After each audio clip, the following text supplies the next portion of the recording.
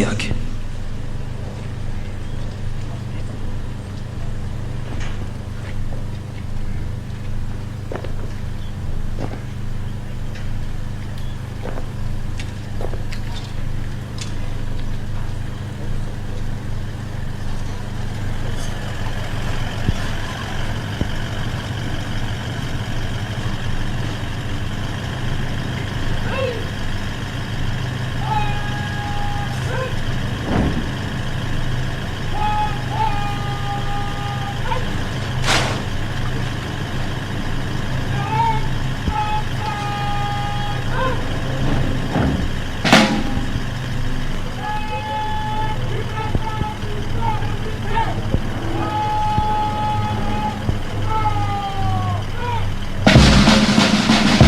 Mheshimiwa Rais, karibu sana kwenye kipindi cha pili, kipindi ambacho ni cha gwaride.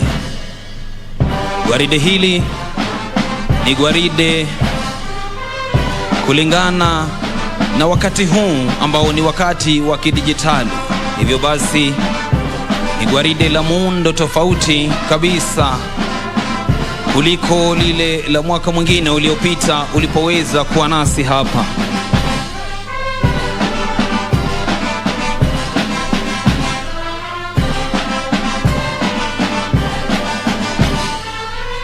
Ni gwaride litakaloenda kuwa na miundo tofauti ndani yake, lakini yote hayo Mheshimiwa Rais hayataweza kuishia kule, bali wataweza kupita mbele ya jukwaa hili ili waweze kutoa heshima za rasmi kwako. Hapa wanakupatia tu muda kidogo wa kuweza kupiga tama la maji, kisha baadaye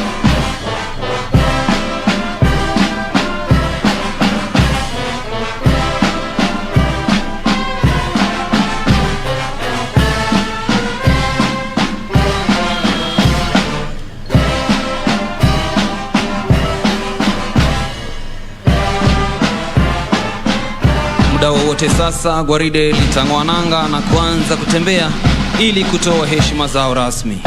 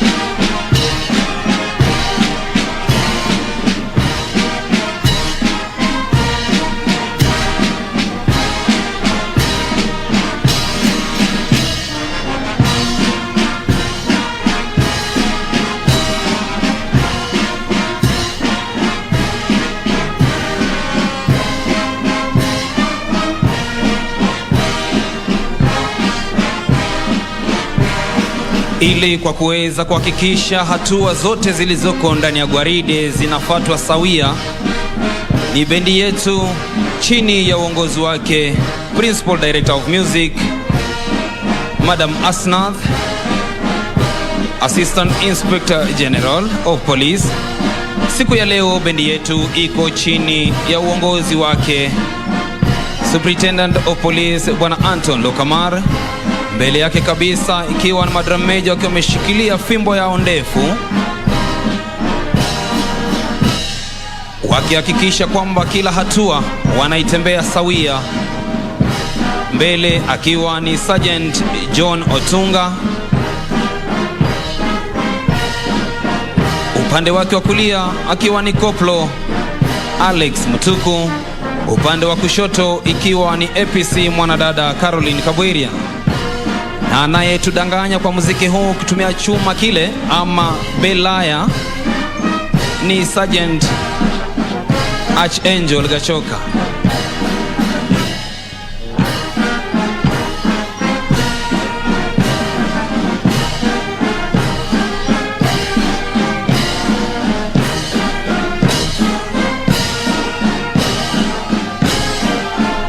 na wanaotupigia mabati ikiwa ni pamoja naye Sergeant Akope, naye APC Isaac Baya.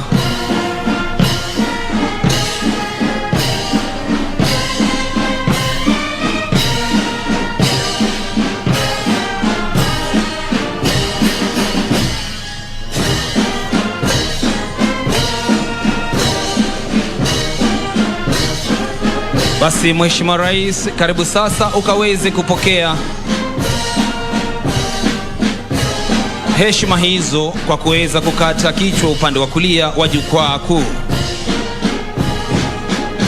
Ikiwa mbele kabisa anayeongoza gwaride hili ni Senior Superintendent of Police Bwana Vincent Rotich, Parade Commander, Naibu Parade Commander Bwana Abraham Kemboi, Head of State Communications, Superintendent of Police.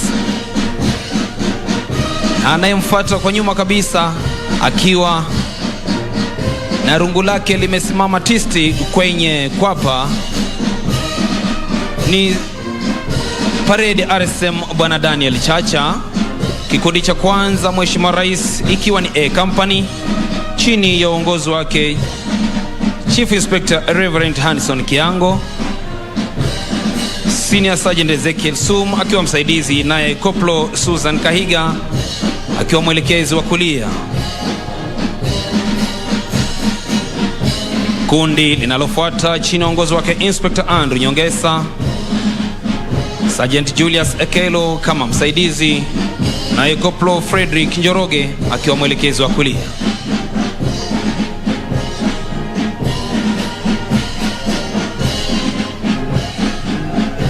Kundi linalofuata chini ya uongozi wake Inspector Abraham Korir, Sergeant Elijah Mwaniki kama msaidizi, naye Koplo Kevin Basoga akiwa mwelekezi wa kulia.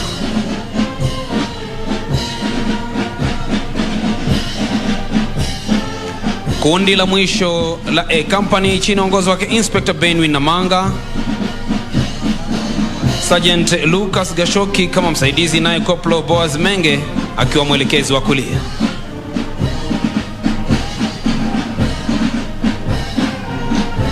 B Company chini ya uongozi wake Chief Inspector Frida Nzano, Sergeant Richard Kamau kama msaidizi, naye Koplo Ignatius Ipene akiwa mwelekezi wa kulia.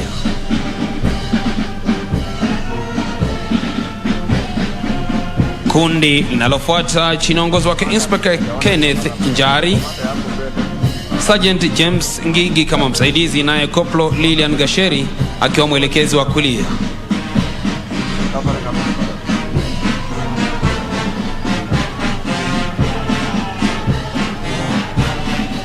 Kundi linalofuata Mheshimiwa Rais ni chini ya uongozi wake Inspector Sara Sawe, Sergeant Oscar Nyamai kama msaidizi, naye Koplo Nathan Mutwiri akiwa mwelekezi wa kulia.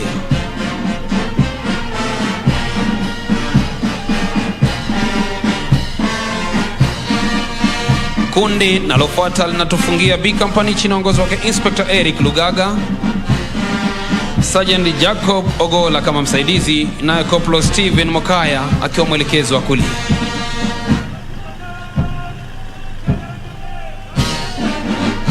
C Company chini ya uongozi wake Chief Inspector Frank Dhuku,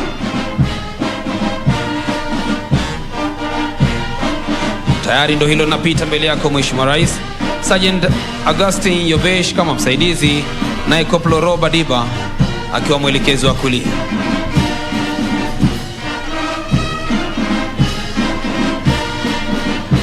Inspector Samuel Otieno na kundi linalofuata Sergeant Ruben Odipo kama msaidizi, naye Koplo Anthony Ndungu akiwa mwelekezi wa kulia.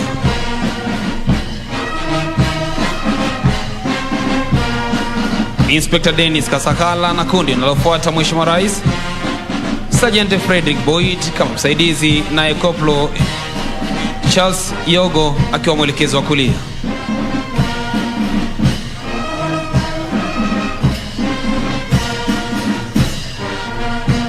Kundi linalotufungia C Company chini ya uongozi wake Inspector Hussein Loni, Sergeant David Mutai kama msaidizi, naye Koplo Samuel Ngaithe akiwa mwelekezo wa kulia. Ni safari ya D Company chini ya uongozi wake Chief Inspector William Salam. Sergeant Kariuki Kinyanjui kama msaidizi, naye Koplo Raina Umbima akiwa mwelekezo wa kulia.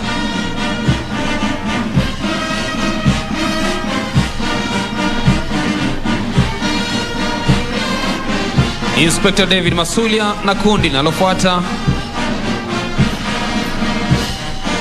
Sergeant Eunice Jaruto kama msaidizi, naye Koplo Agri Ochwada akiwa mwelekezi wa kulia.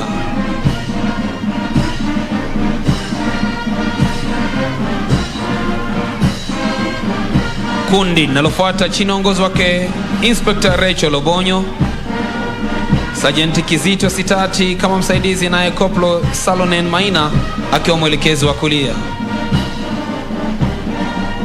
Kwa kututamatishia D Company ni kundi chini uongozi wake Inspector Miriam Mureithi, Sergeant Felix Tanui akiwa msaidizi, naye Koplo Isaac Ojwang akiwa mwelekezi wa kulia. Ni safari ya E Company kwa lugha ya kiaskari ikijulikana kama Echo chini ya uongozi wake Chief Inspector Joseph Okonya, Senior Sergeant Solomon Gakuo kama msaidizi, naye Koplo Cedric Mwaringa akiwa msaidizi wa kulia. Kundi chini ya uongozi wake Inspector Charles Mwangale likipita Sergeant Geoffrey Bikeri kama msaidizi, naye Koplo Jacob Maina akiwa mwelekezi wa kulia.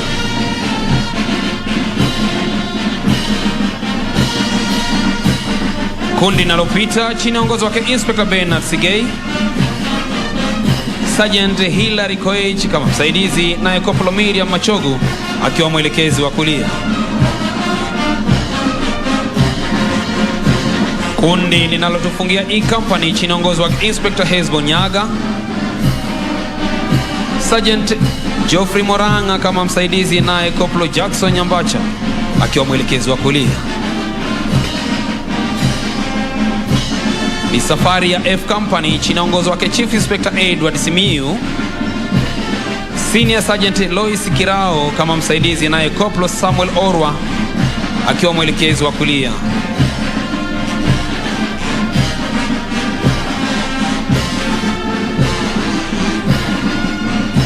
Kundi nalofuata chini ya uongozi wake Inspector Shadrack Tirob, Sergeant Felix Korir akiwa msaidizi, naye Koplo Kevin Koech akiwa mwelekezi wa kulia. Kundi nalofuata chini ya uongozi wake Inspector Silas Welekwa, Sergeant Jacob Ondiek akiwa msaidizi, naye Koplo Gibson Kuria akiwa mwelekezi wa kulia. G Company, Mheshimiwa Rais chini ya uongozi wake Chief Inspector Nelson Kitio, Senior Sergeant George Kaingu kama msaidizi,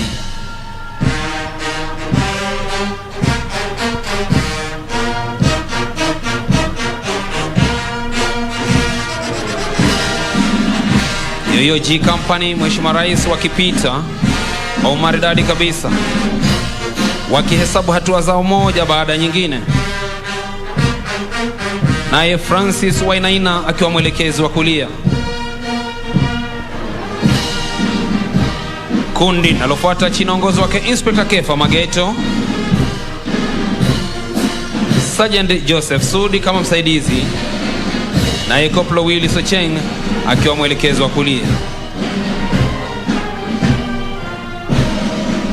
Kundi nalofuata chini uongozi wake Inspector Daniel Mwiruri, Sergeant Joseph White kama msaidizi, naye Koplo Jared Okoth akiwa mwelekezi wa kulia. Nayo tufungia G Company ni kundi chini ya uongozi wake Inspector Esther Mujema, Sergeant Charles Kirinya kama msaidizi, naye Koplo Joseph Gadhongo akiwa mwelekezi wa kulia. Ni safari ya H Company chini ya uongozi wake Chief Inspector Alfred Karani, Sergeant Benson Gisharu kama msaidizi, naye Koplo Edwin Wamalwa akiwa mwelekezi wa kulia.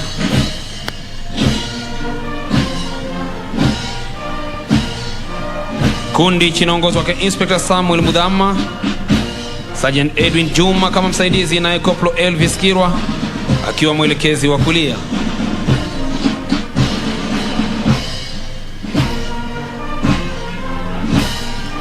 Inspector Yvonne Tabu akitukamilishia vikundi vinne vya H Company.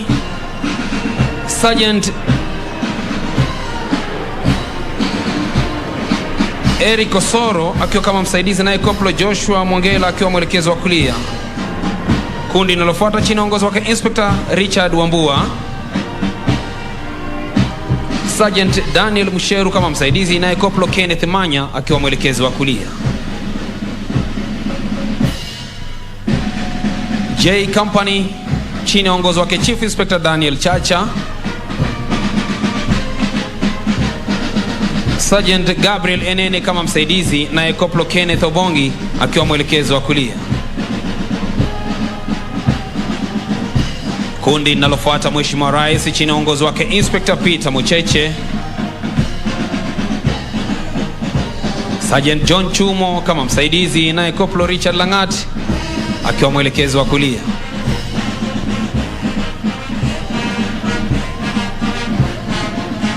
Kundi linalofuata chini ya uongozi wake Inspector Josephat Kiogora, Sergeant Dan Shapili kama msaidizi, naye Koplo Elvis Olwenyi akiwa mwelekezi wa kulia. Gwaride lote sasa Mheshimiwa Rais liko kwenye mwendo wa aste aste ili kuweza kutoa heshima zao. Kundi linalofuata chini ya uongozi wake Inspector John Chege, Sergeant Bernard Langat kama msaidizi, naye Koplo Joseph Kamande akiwa mwelekezi wa kulia.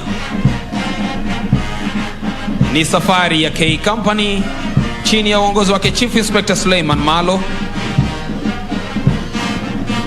Sergeant Wenslaus Kaudo kama msaidizi, naye Koplo Bernard Mwangi akiwa mwelekezi wa kulia. Kundi linalofuata chini ya uongozi wake Inspector Justin Maweu, Sergeant Gabriel Korir kama msaidizi, naye Koplo Douglas Kinuthia akiwa mwelekezi wa kulia.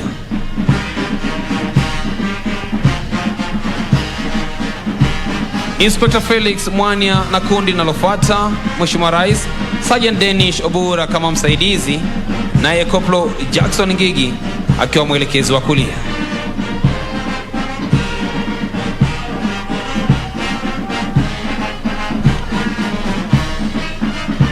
Kundi la mwisho la K Company chini ya uongozi wake Inspector Supet Pasanka, Sergeant John Zangia kama msaidizi, naye Koplo Enoch Baraza akiwa mwelekezi wa kulia. L Company chini ya uongozi wake Chief Inspector John Makoha, Sergeant Bernard Ngetich kama msaidizi, naye Koplo Michael Makan akiwa mwelekezi wa kulia.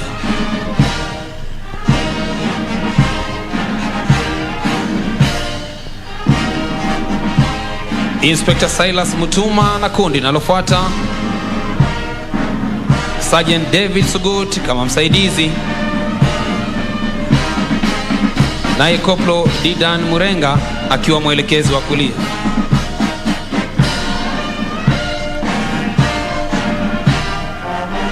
Kundi linalofuata chini ya uongozi wake Inspector Felix Otieno,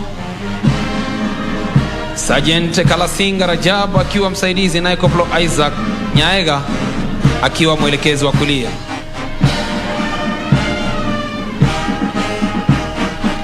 Kundi linalofuata chini ya uongozi wake Inspector David Escolia wakitufungia L Company, Sergeant Geoffrey Masai kama msaidizi, naye Koplo Edward Wekesa akiwa mwelekezi wa kulia. Ni safari ya M Company chini ya uongozi wake Chief Inspector Timothy Emojong, Senior Sergeant Benson Mbogo akiwa msaidizi, naye Koplo Nixon Langat akiwa mwelekezi wa kulia.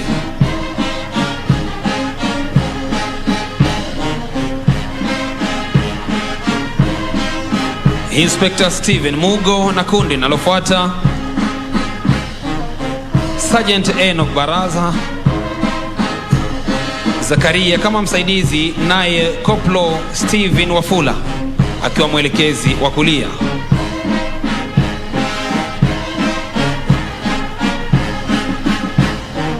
Inspector David Saitoti na kundi linalofuata Sergeant Dan Mbui kama msaidizi, naye Koplo Julius Njuguna akiwa mwelekezi wa kulia.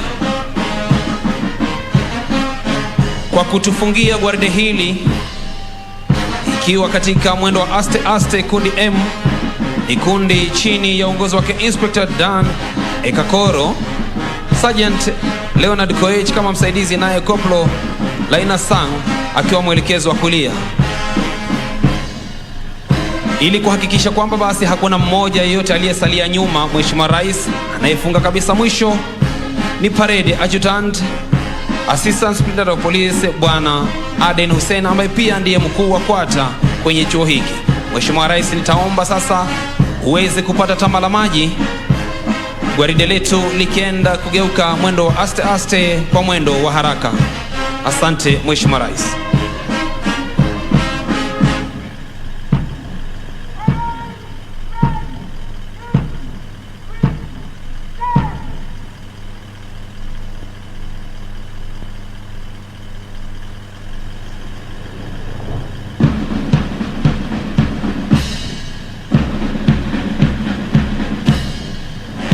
Baada ya gwaride kuweza kupita kwenye mwendo wa aste aste, Mheshimiwa Rais sasa litaweza kurudi tena wakitoa heshima zao tena kwa mwendo wa haraka haraka.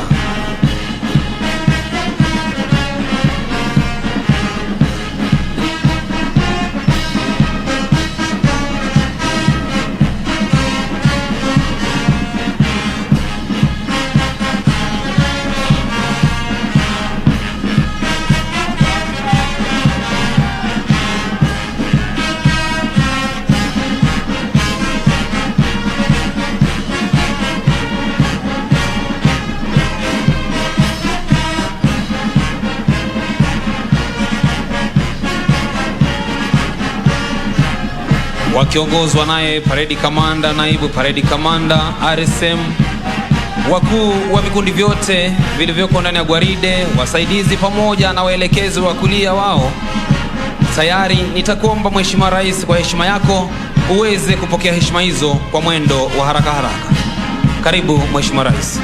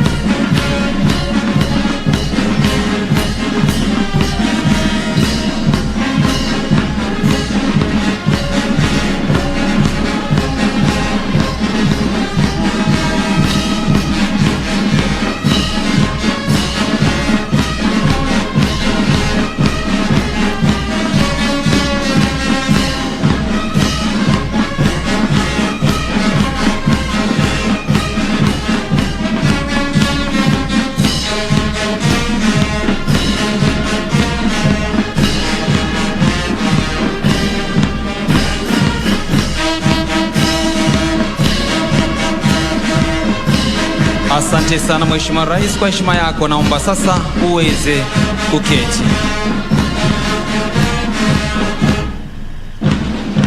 Maonyesho sasa yanaendelea katika mwendo wa haraka haraka, miundo ikiwa tofauti kabisa na ile iliyokuwa kwenye mwendo wa aste aste.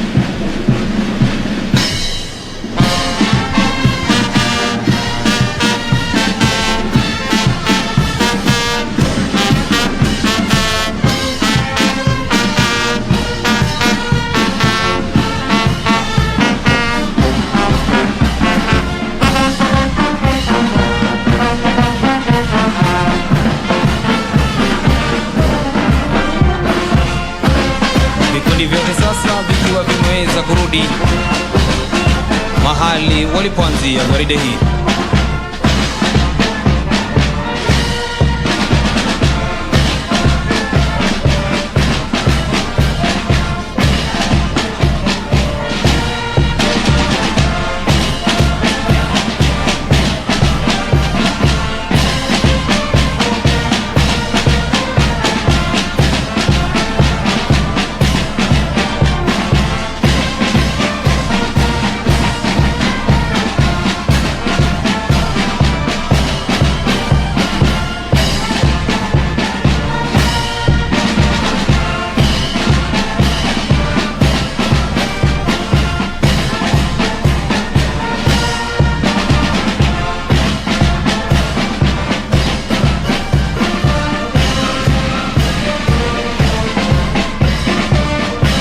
Baada ya onyesho hilo, Mheshimiwa Rais, gwaride litaweza kurudi na kuangalia mbele ya jukwaa lako, Mheshimiwa Rais.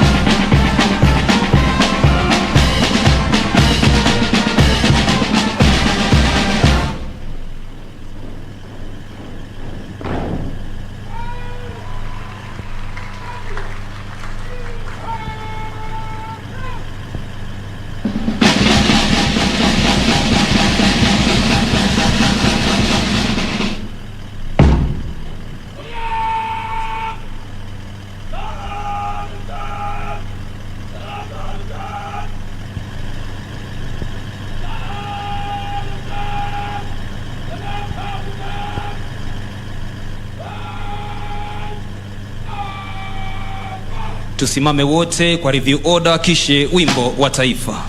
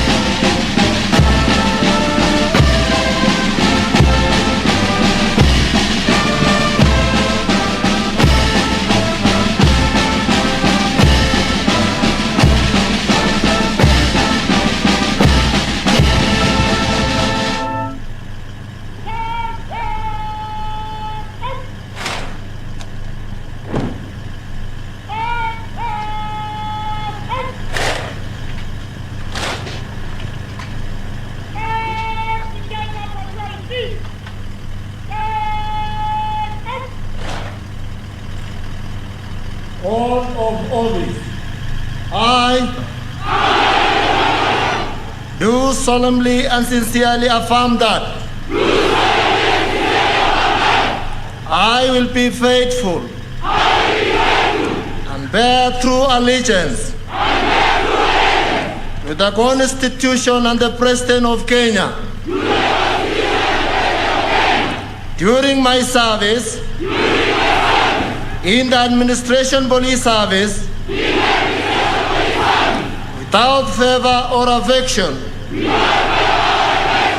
malice or ill will, that I will at all times do my utmost to preserve the peace and prevent offenses against the peace, that while I shall continue to hold the said office to the best of my skills and knowledge, discharge all the duties thereof, faithfully according to law. I will subject myself to the Constitution,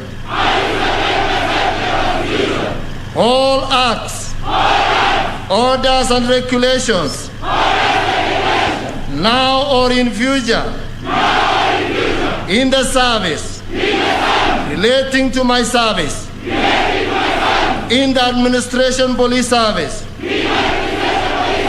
and that I will discharge all the duties of a police officer according to law, without fear, favor, affection or ill will. So help me God.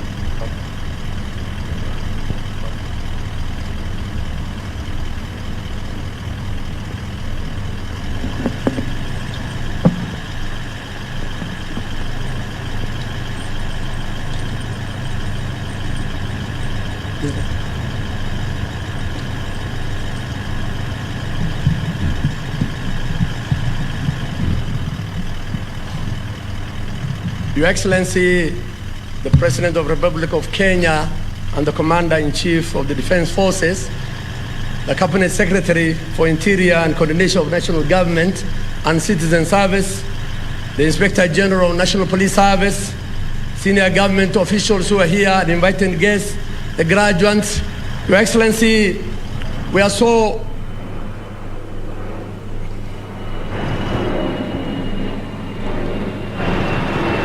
Your Excellency, on my behalf and on behalf of the Administration and Police Service, we are so humbled that you found time to come and grace this graduation ceremony of 2,610 recruit constables who are graduating today. Your Excellency, these officers were taken through rigorous training for 9 months, which culminated at Kidong field exercise. Your Excellency, majority of these officers will be deployed in our specialized units, the Rapid Response Unit, the Critical Infrastructure Police Unit, the Anti-Stock Theft Unit, and the Border Police Unit, among others. Your Excellency, they will be able to join their sisters and brothers who are doing excellent job along our borders, the SOG and the SWAT, who have made a difference in our inner cities. Your Excellency, we are very thankful for your government and the support which the government has given to us in terms of modernizing the police service. We received the MRAPs, we have received specialized equipment and the training for these officers. We are also very thankful from your government, Your Excellency, for the completion of one of the oldest mess, which was for the last 33 years, and we're so happy that this morning you were able to open that mess, which will accommodate over 12,000 officers who are undergoing this training on a sitting capacity. We're very thankful. At this juncture, Your Excellency, may I call upon the Inspector General to continue with the rest of the program. The Inspector General, sir.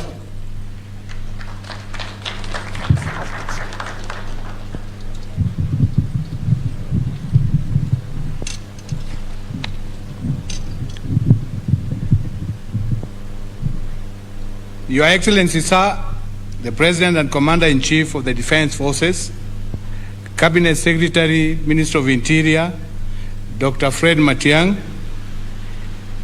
Principal Secretary,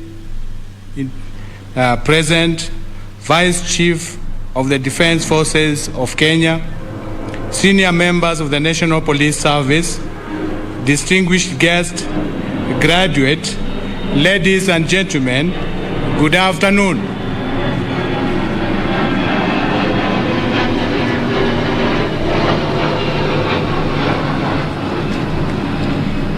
Your Excellency, sir, on behalf of the National Police Service, I would like to sincerely thank you for honoring our invitation to be the chief guest during the passing out of these Administration Police Service recruits, despite your busy schedule. Let me also congratulate the graduates for having endured the rigorous and strenuous training for the last 9 months and having satisfied their trainers for presentation to you for oath of allegiance. These recruits have been taken through a very comprehensive curriculum to ensure they attain the desired professional standards. I believe they will be more responsive to the needs of the citizens, that they will execute their mandates within the confines of the law, and they will wear police badges with dignity and humility. The needs to be people's servants has been emphasized, and there have been conditions to know that service to humanity is their divine call in the National Police Service. Your Excellency, we thank you most profoundly for the support that your administration has consistently offered to the National Police Service, and in response to the welfare of the police officers. An improved health insurance scheme is now in place, as we also look forward to having a National Police Service Level 4 referral hospital, Your Excellency. These interventions will impact positively to the general well-being of the police officers. Your Excellency, I want to assure you of our commitment to ensure that the security of our country remains inviolable, and we will continue improving our service delivery and making them more responsive to citizens' needs as per your directives. Sir, it is now my honorable duty to welcome the Cabinet Secretary, Dr. Fred Matiang'i, to continue with the remaining of the program.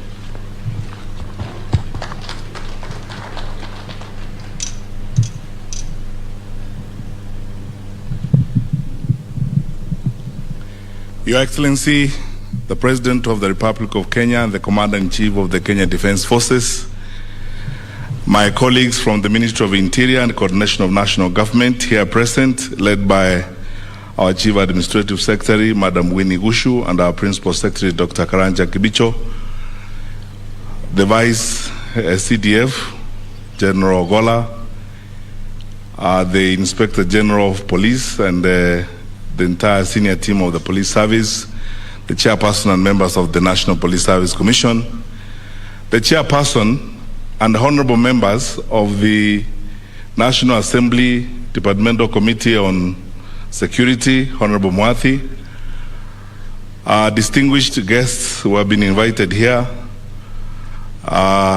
recruits who are passing out today, ladies and gentlemen.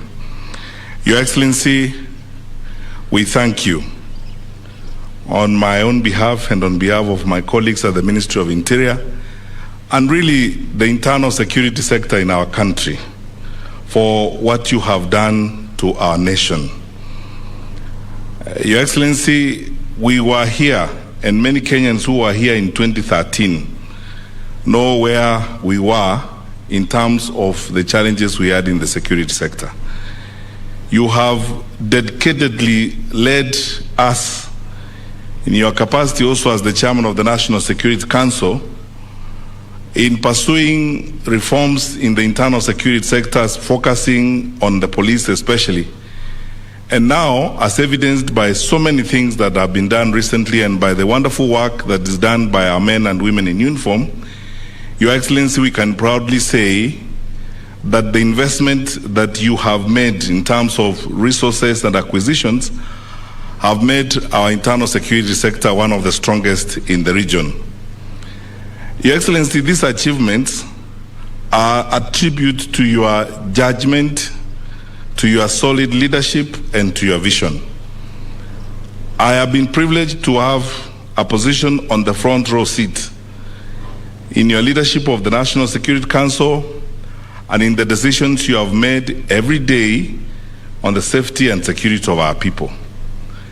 We thank the Lord for the opportunity you have given us to serve our country, but most importantly, sir, I would be very honest to say we thank the Lord for your leadership, because singularly because of your vision and your focus, we have continued to strengthen our internal security sector. As we go forward, sir, I would like to promise that we will continue to follow the path that you have drawn for us. Invest every coin that you have given us through the national budget where it should go, and ensure that we move further and further away from those bad habits of the past where this sector was affected by decisions that were less professional and decisions that were not focused on the performance of these men and women here, and therefore, of course, affecting the security of our people. Your Excellency, the 2,610 officers who pass out today will join the rest of the team that we're working with in preparing for the general elections. And Your Excellency, again, we will follow the path you have drawn for us of ensuring that our country remains secure, because that is our foremost responsibility and our foremost duty as government. Finally, Your Excellency, as you remind us all the time, the people of Kenya look at government or look up to government so that we can provide a service. You have insisted to us that we must be at the forefront in ensuring that our country is not only safe, but wananchi develop an even better relationship and enjoy the company of our people. I thank the Inspector General of Police, Mr. Mutiambai. I thank our colleagues, the DIGs, especially Mr. Gabo, and the work that he has continued to do in keeping our special forces tuned to the goal that you have asked us to aspire to. It's a proud moment for our country, sir. And I believe everyone, not just here, but out there who are listening and watching, are looking forward to listening to you. And therefore, ladies and gentlemen, it is my singular honor and pleasant duty to request you to be upstanding as we invite His Excellency, our President and Commander-in-Chief of the Kenya Defense Forces, to speak to us Your Excellency, sir. Asante, please be seated.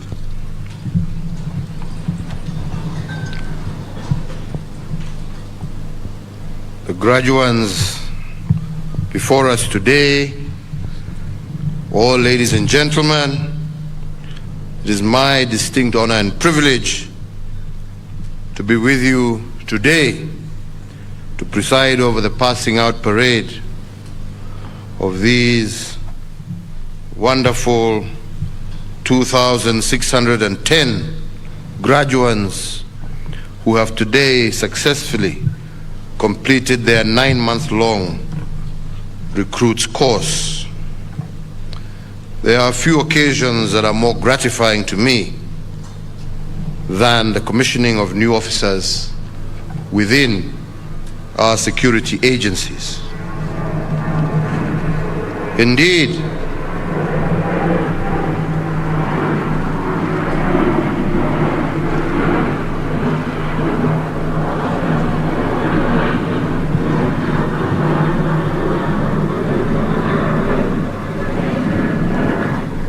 I am happy that during my tenure as president, we have increased our police complement by over 45,000 recruits from the year 2013 to date.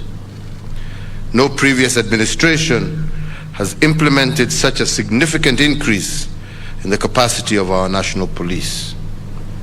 So graduates, today I'm pleased to join your families, your relatives and friends in commending you for having successfully completed your training, which has been quite rigorous. Your graduation today is not only your individual achievement, but also a mark of pride and accomplishment shared by your families, your friends and relatives, as well as Kenyans at large. So let me commend the team in the ministry led by the Cabinet Secretary, the Inspector General and his DIGs, the college commandant, and all the instructors of this college.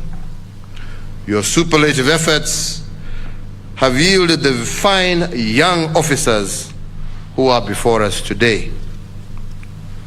So to you, graduates, as you leave this college and begin your service to Kenya, I wish to remind you that yours is a profession that demands you unconditionally commit to the motto of uaminifu na haki.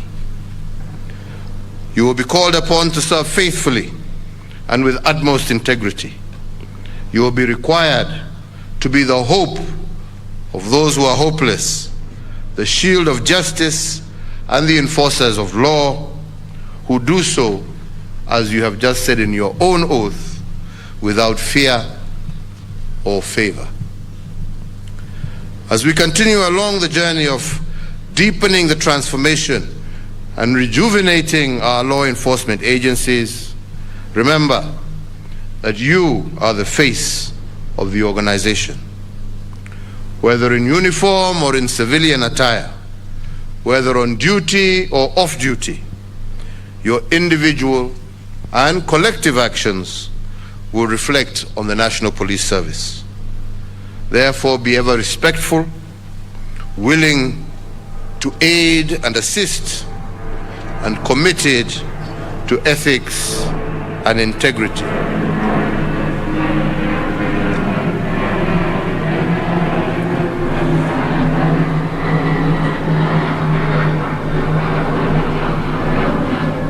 In your service to the nation, now more than ever before, you should remain focused and uphold the highest standards of professionalism, dignity, integrity, and fidelity to the law. Ladies and gentlemen, over the last 2 years, the whole world has walked through the valley of the shadow of death as we combated the coronavirus pandemic. However, the firmness of our resolve as a nation helped us to contain the surge of infections within our borders in keeping the invisible enemy at bay. I want to take this opportunity to thank the law enforcement agencies for the role that they played in enforcing the COVID-19 regulations and protocols. Your acts, coupled with the immense sacrifice of our health workers, forestalled what could have been a national catastrophe. That mission of enforcing public health measures was not part of the regular operations of the NPS. So, the exemplary way in which the service quickly adapted to the new demands imposed by COVID-19 is a reminder to all of us of the fluid nature of contemporary law enforcement environment. In view of this evolving nature in our general environment, you, the officers that I commission today, not commission, that I graduate today, should expect that in the course of executing your careers, you must be ready to serve beyond your traditional call to duty. You will be required on occasions to operate in new and challenging operating theaters and to address dynamic situations that call for new skills and approaches. As a nation, we have given you the training and tools required for you to address both traditional and emerging security challenges. The training program that you have just completed, I am confident, has prepared you to counter effectively the growing sophistication and viciousness of organized crime and terrorist groups. However, I must also remind and advise you that training and learning does not end today. You must, as my predecessor once said, seek to continuously improve yourselves, widen your knowledge, improve your skills and competencies, and challenge yourself to be a better officer today than you were yesterday. The responsibilities bestowed on you are immense, and they become heavier by the day due to the evolving social transformation and development. My government is committed to continue to uphold the dignity of police officers, so long as you also do that which is right and in accordance with the law, devoid of corruption and other ills. You can rest assured that we will do everything to protect you from any form of undue harassment or vilification. Indeed, in appreciation of the importance of the service rendered by our police officers across the country, my administration has continued to fulfill its police reform program agenda by providing adequate resources, improving staff welfare, improving capacity building in technical and specialized areas, and we have enhanced benefits, particularly in housing and healthcare.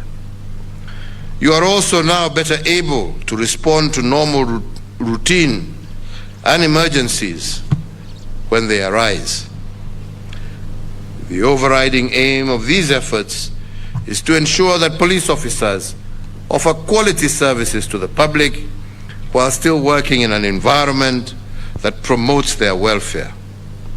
On our part, we expect you to reciprocate these deliberate efforts by serving our communities unceasingly. With the issue of corruption and integrity firmly lodged in our national consciousness, my plea to you today is not to allow the fruits of your many years of sacrifice wither because of graft. Save yourselves and your families the agony, the shame, and the tears that come from prosecution, suspension, and being exited from the service. Serve with integrity and commitment to duty so that you can bring pride to our nation, to the police service, to your colleagues, and to your families. My administration, as you know, has adopted a multi-agency approach in tackling security issues. And to that end, we have put in place a multi-agency institutional framework which brings together all entities responsible for deterring crime, detecting crime, investigating and prosecution of offenders. However, as I continually seek to remind Kenyans, security is not the sole preserve of our security actors. Security starts with you and me and every Kenyan. And therefore, once again, I urge all Kenyans to be partners with the security agencies in fighting crime by volunteering any vital information on threats to security within their locality. Additionally, I urge every Kenyan in one accord to lead by example by adhering to all the laws of the Republic. So, ladies and gentlemen, in recognition of the very demanding responsibilities placed on our security agencies, I today pay tribute on my own behalf and on behalf of all Kenyans to our gallant officers from various services who have paid the ultimate sacrifice to the service of our country and our people. I also want to laud our law enforcement officers and security agencies for the role that they continue to play in making our country safe.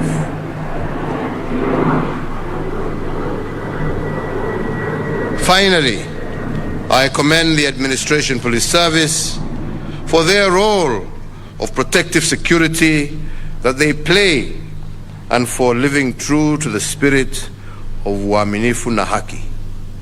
Their participation in fighting cross-border crimes, organized crimes, cattle rustling, protection of government property infrastructure, and their continued contribution to the multi-agency security operations is indeed commendable, and I want to thank you all for your good service.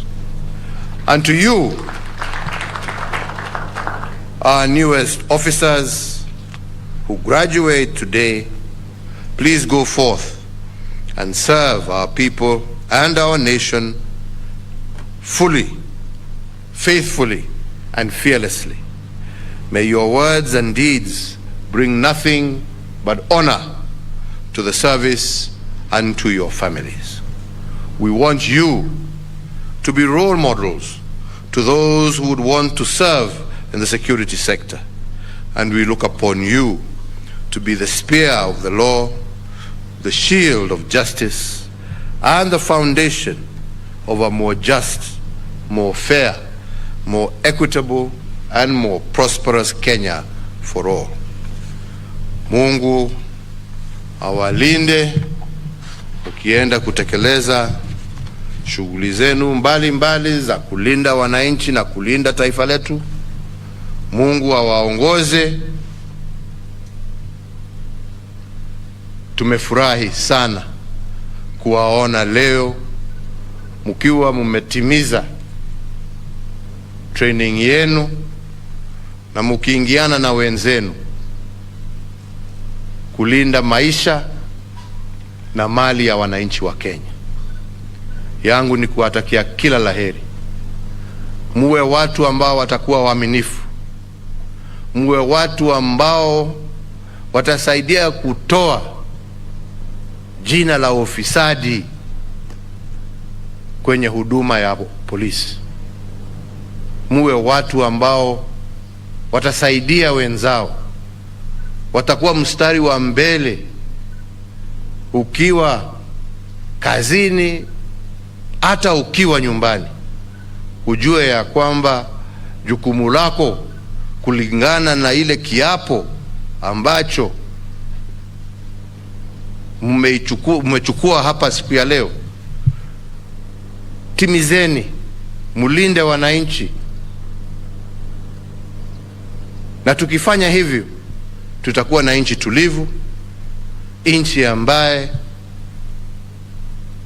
sisi zote kama Wakenya tutaweza kujivunia. Kwa niaba yangu na kwa serikali, sisi tutaendelea kuhakikisha ya kwamba tumewapatia vifaa na tumeangalia pia maslahi yenu na ya jamii zenu, ndio muweze kufanya hiyo kazi ambaye leo mtaianza. Kwa hivyo nimalizie tu kwa kusema Mungu awaongoze, awalinde na awabariki leo na kwenda mbele, na nawatakia kila laheri. Sasa mkiwa maofisa wa polisi wa kulinda Wakenya wenzenu, asanteni sana. Thank you. Kindly let's all be upstanding.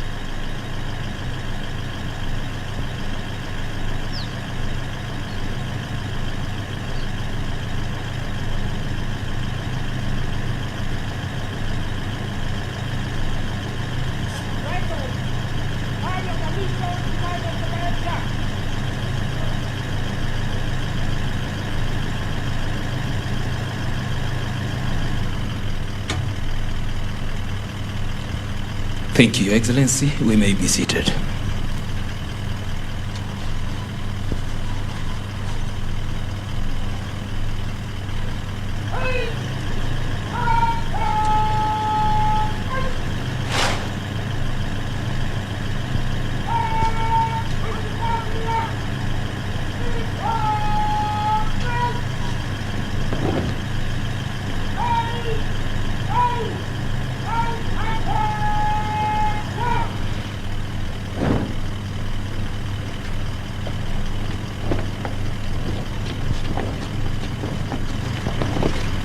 Watajumuika kwa vikundi viwili viwili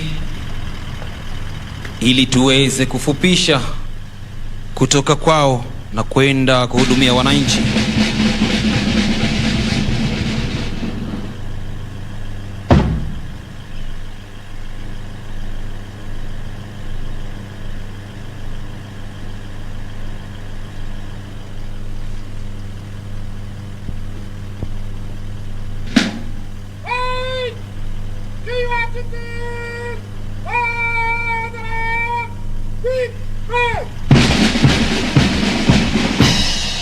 Nam amri ikiwa ni your duties by the right quick march. Asante sana Mheshimiwa Rais kwa hotuba iliyoweza kuleta mioyo kuchangamka na kufurahia. Sasa gwaride linatoka uwanjani.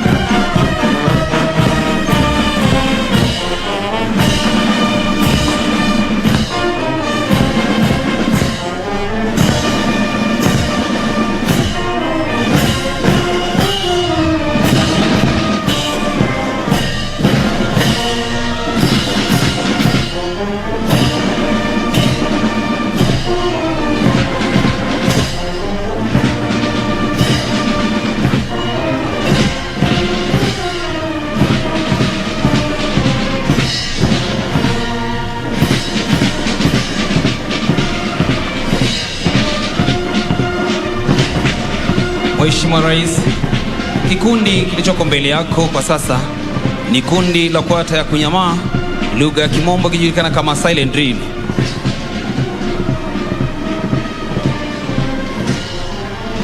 Litakalo ongozwa naye Chief Inspector Wilfred Mnuve, Sergeant Godfrey Odinga, Sergeant Martin Kianjui, Koplo Sara Mwendwa pamoja naye Koplo David Ngua.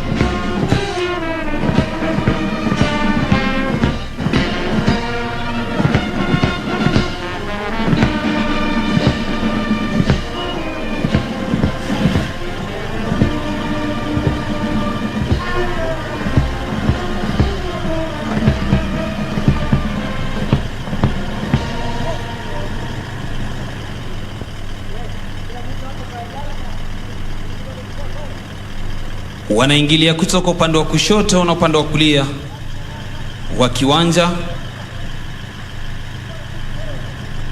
kwa kasi ya juu kabisa, maana mchezo huu Mheshimiwa Rais ni mchezo ulio na kasi ya juu. Watachukua takriban dakika 7:30 kwa mchezo huu kutamatika.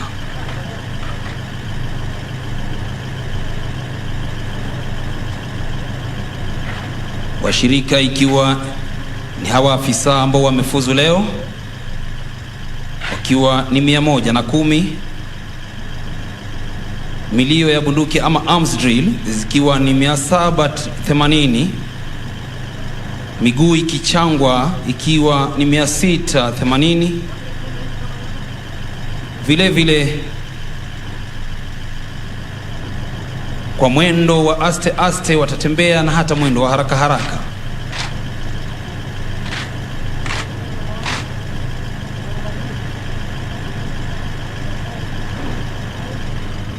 Tayari wakiwa wamejumuika na viongozi wao kuja kuomba ruhusa. Nitakuomba Mheshimiwa Rais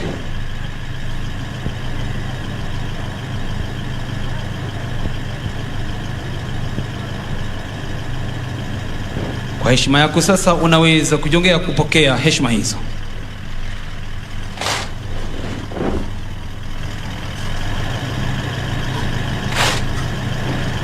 Asante sana Mheshimiwa Rais, na kuomba uketi ujione uhondo.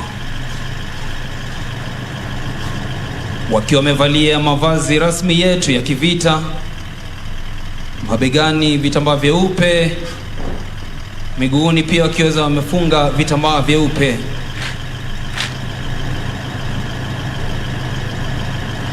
Mishipi ikiwa ni myeupe vile vile.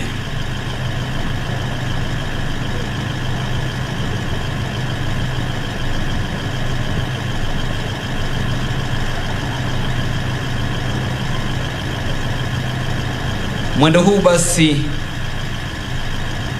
huwa ni mwendo watu wa vyake, manake hauwezi pigiwa hata mziki, kwa sababu kasi iliyoko ni kasi ya hali ya juu. Wakigawanyika namna hiyo, Mheshimiwa Rais, wakizunguka mduara ule waliotengeneza, ni ishara kwamba sisi wana AP tunafanya kazi kote nchini tukishirikiana na ndugu zetu wa KDF, Kenya Police pamoja na hata Kenya Prisons. Ukiangalia pale katikati bunduki zimewekwa juu, ni kumaanisha kwamba anga zetu pia zipo salama. Hii ni kwa sababu ya kushirikiana na wenzetu.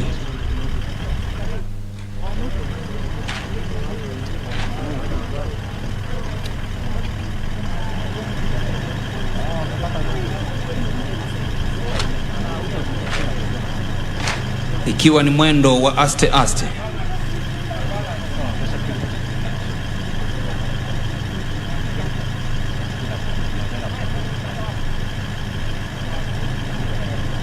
Tunaporudi kujumuika pamoja ili kuweza kupewa maagizo mengine ya kikazi, ndio hapo basi tunaona wakiwa wamejumuika tena.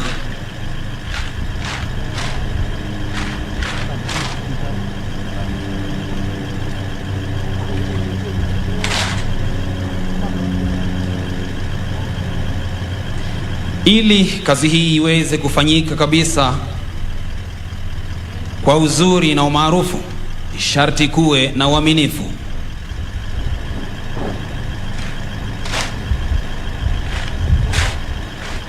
Bila uaminifu basi kazi huwa ngumu. Hivyo wanachokifanya pale ni kuaminiana, ndio maana wanarushiana bunduki zile. Pasipo uaminifu tungekuwa tumeona mmoja imeshaanguka chini.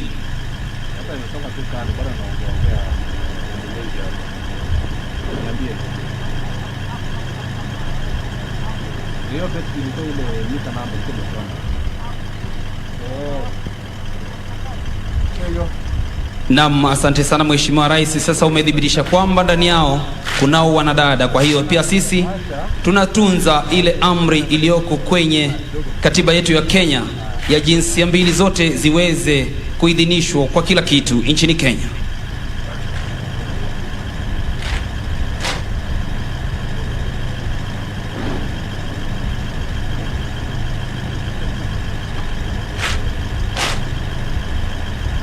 Miundo hii inayoundwa ni namna jinsi vile tunavyopigana vita. Sharti kuwe na mmoja mbele,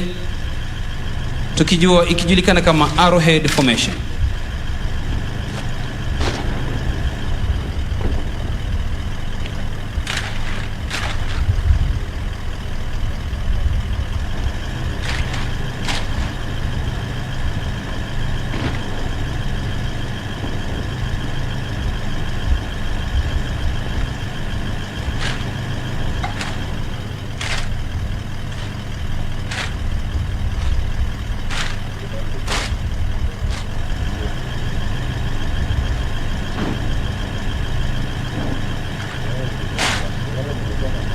Wanaganyika kwa vikundi vitatu. Wacha tuone ni yapi wanayotaka kutueleza.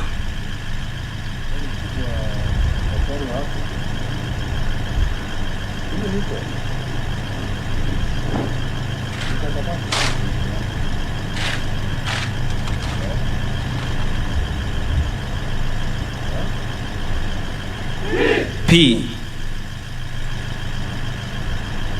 T C. Naam, wito ni kwamba pamoja tuzuie corona.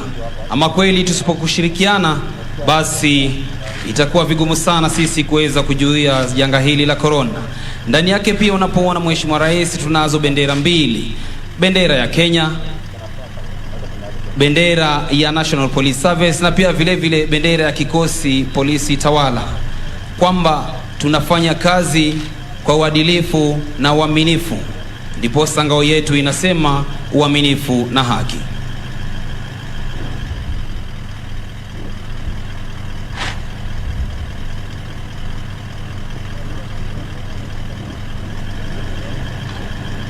Tungependa sana waweze kuendelea, lakini muda hauturuhusu.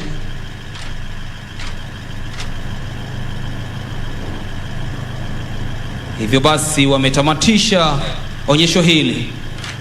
Nitakuomba Mheshimiwa Rais uweze kuchukua shukrani hizo kwa heshima ya kipekee.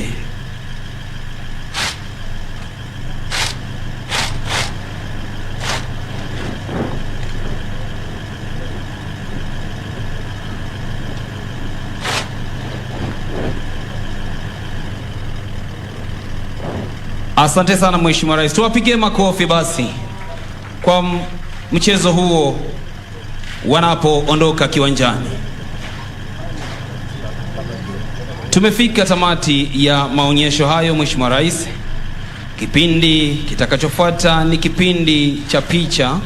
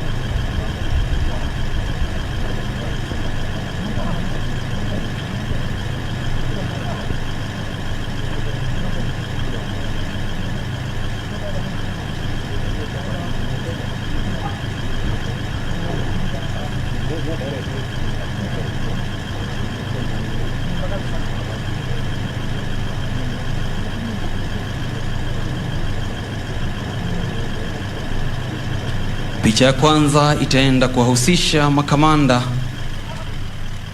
waliokuwemo ndani ya gwaride.